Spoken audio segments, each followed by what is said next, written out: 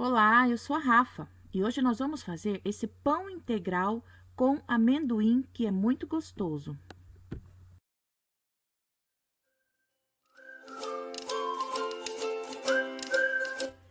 Então, para essa receita, nós vamos usar a água, vamos usar a farinha integral, açúcar mascavo,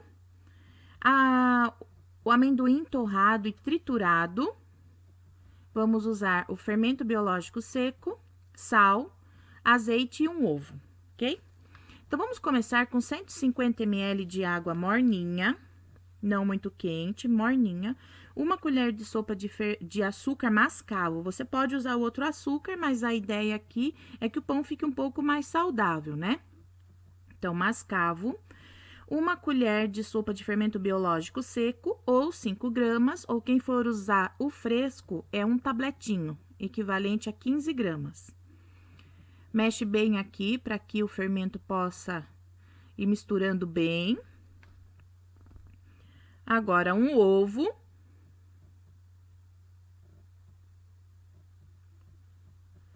Aqui você pode colocar o óleo de soja, mas eu acho que o azeite fica bem interessante. 50 ml de azeite ou 2 colheres de sopa e meia.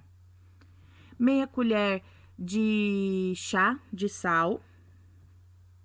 São 5 gramas.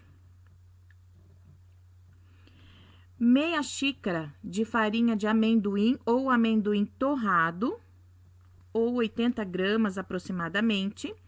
80 gramas do integral, da farinha integral, ou meia xícara. E agora, nós vamos colocando a farinha branca para completar. É mais ou menos aí 1,5 xícaras de trigo branco, que dá uns 300 gramas aproximadamente, mas depende da sua farinha. Então, como nós já falamos, o objetivo é que você vá mexendo e vá colocando aos poucos a farinha. Assim que der para sovar, você coloca na bancada e vai absorvendo, fazendo com que essa farinha branca vá absorvendo aos poucos na massa. Por ter a farinha integral, fica uma massa mais pesada, uma massa mais difícil de sovar. Essa farinha integral, ela vai chupando a água, absorvendo aos poucos. Então, se você colocar tudo de uma vez, é capaz que a sua massa fique um pouquinho seca. Então, vai, em primeiro lugar, misturando, né? Sempre aos poucos. E aí, você vai perceber que a massa, ela vai ficar numa textura firme, mas macia. Olha lá. Daí que você sova. Depois que você sovou bem, repare que ela tá firme, porém macia. Eu vou deixar descansar, nesse caso, uns 40 minutos, tá? Agora que ela descansou, ela até aumentou um pouco de tamanho, ela começou a fermentar já. Por ser integral, é uma massa que demora um pouco mais. Então, eu costumo subdividir o mesmo pão, mas em pedaços menores.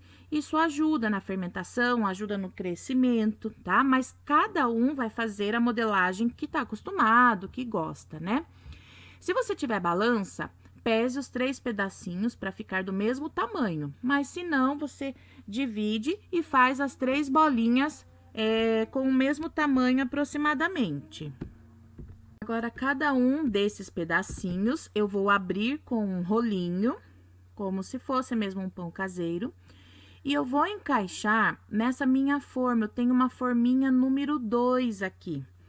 Então, eu vou encaixar os pedacinhos para que eles fiquem bem certinhos, tá?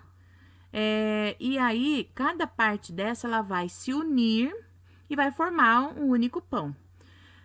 Agora, eu vou deixar isso crescer por uns 50 minutos a 1 hora, depende da temperatura do seu ambiente. Vou, então, levar ao forno pré-aquecido a 180 graus, tá? Tá aqui o nosso pão, olha que coisa mais linda e super macio. Sem contar que ficou muito saboroso.